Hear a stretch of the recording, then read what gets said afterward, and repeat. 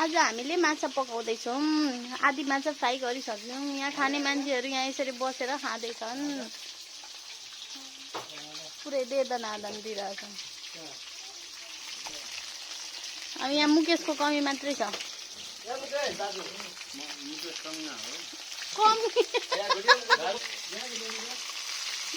बिचरा यति दुःख गरेर बनायो खाँदैन अरे कसले भन्यो।